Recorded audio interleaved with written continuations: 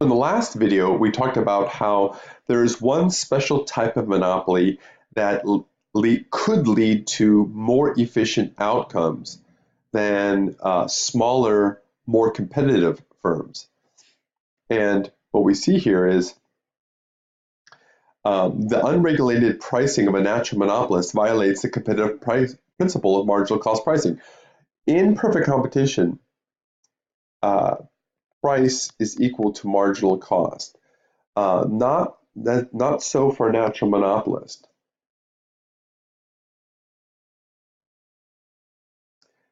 In a natural monopoly, price is going to be above marginal cost. So that means that you're not achieving allocative efficiency. You're not producing what people want. Also, and that's a breakdown in communication. Consumers are not getting accurate information about the opportunity cost of a product. You're paying this price, but the cost, unbeknownst to you, is far below that price. So the natural monopolist's profit maximizing output also fails to minimize average total cost. So in perfect competition, since there's so much competition, price is driven down to minimum ATC. Not so for a natural monopolist. So the economic profit potentially earned by a monopolist may violate our visions of equity too. In other words, we may feel it's unfair for a monopolist, a natural monopolist, to earn such high profits. So let's look at this. So we've got a downward sloping demand curve, like typical, and a downward sloping marginal revenue curve. Look at ATC. Do you see how ATC is sloping downward at all rates of output? And as a result, marginal cost is below ATC at all rates of output. Well, guess what? A natural monopolist still produces where MR equals MC. And you could see this is where they produce QA, right? And they charge a price at PA. So price, quantity. That's an unregulated monopolist. Well, for in perfect competition, you could see how price, if you wanted price equal to ATC, average total cost, they would have to charge a price of P sub C and Q sub C. So you could see how a unregulated monopolist has a higher price and lower rate of output than a competitive situation where price is equal to ATC. What about when price is equal to marginal cost? It's even worse. Price for the unregulated monopolist is even higher than P sub B, and the rate of output is much lower than Q sub D. So these are two potentially competitive outcomes that are not achieved when you have an unregulated natural monopolist. So what can you do when you have a natural monopolist? Well, there are a number of regulatory options to deal with a natural monopoly. You could regulate it based upon the price it charges, or you could just say, hey, monopolist, you can only make so much money, so much profit. Or you could say, look, you have to produce a minimum amount in the economy. And so these are three regulatory options. Now for price regulation, the government could say, look, you have to charge a certain price. Now, what price? Well, let's say you have to charge the competitive price, which is price is equal to marginal cost. We call that marginal cost pricing, right? But in a natural monopoly, marginal cost is always less than ATC. So which means if you make them charge a price equal to marginal cost and marginal cost is below ATC, that means they'll be earning a loss on every unit. And so that means you're going to have to subsidize the natural monopolist to compensate him or her for the loss that they would be taking if they were forced to charge a price equal to marginal cost. Well, what about saying, okay, you have to produce the efficient rate of output, not charge the competitive price, but produce the efficient rate of output.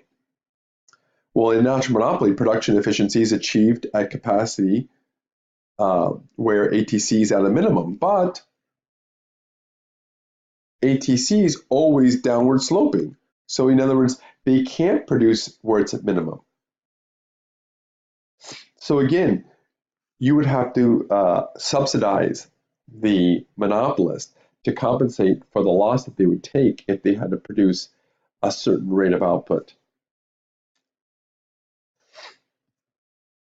So here we see the demand curve for natural monopolists in an MR curve. That ATC curve is downward sloping, and here is the unregulated outcome.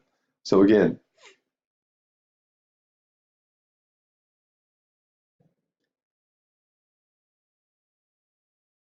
if they are charging a price below their ATC, for example, P sub B is below ATC at all rates of output. So that means you need a subsidy to compensate for that loss. What about saying, okay, we're going to limit to what you could make in the market and say you're only allowed to make what we consider to be a normal profit, not an economic profit. The government would set a price equal to ATC.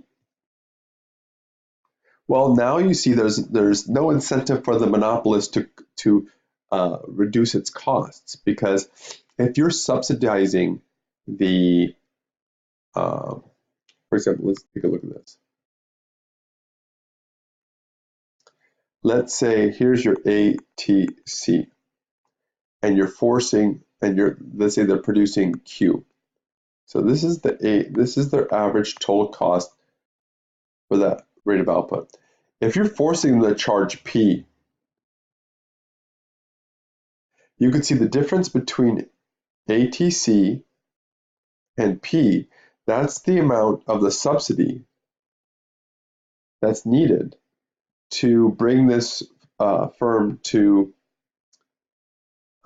normal profit.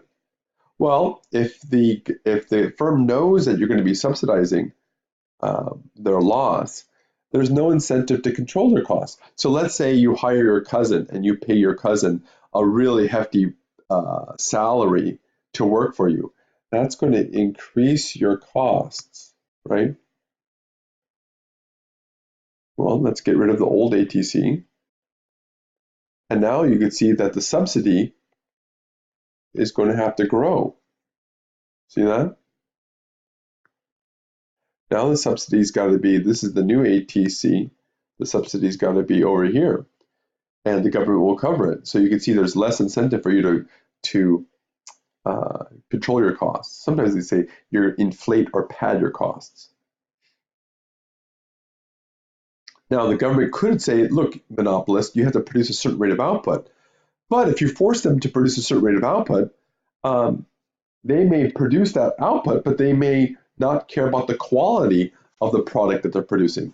If you say, okay, I'm going to force you to produce 100 units, well, my profit maximizing rate of output could be 75 units.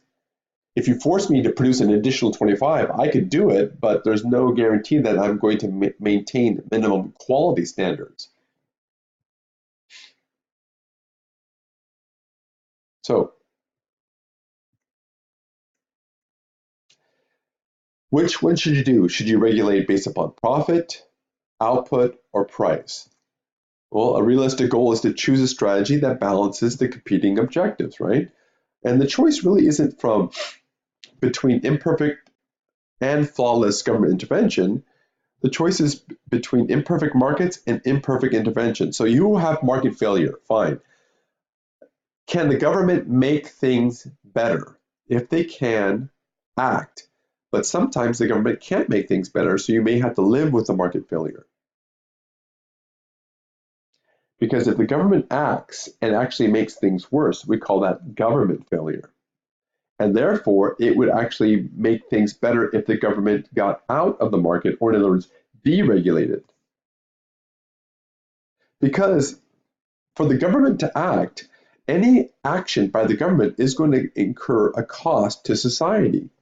And the costs are basically administrative costs, compliance costs, and efficiency costs. So in other words, you can't correct for market failure for free, and you have to balance the costs of regulation to the benefits of correcting for the market failure. And sometimes the costs of regulating outweigh the benefits. Therefore, the best thing to do is not to act. So we'll talk about some specific market failures or success in deregulation in the next video.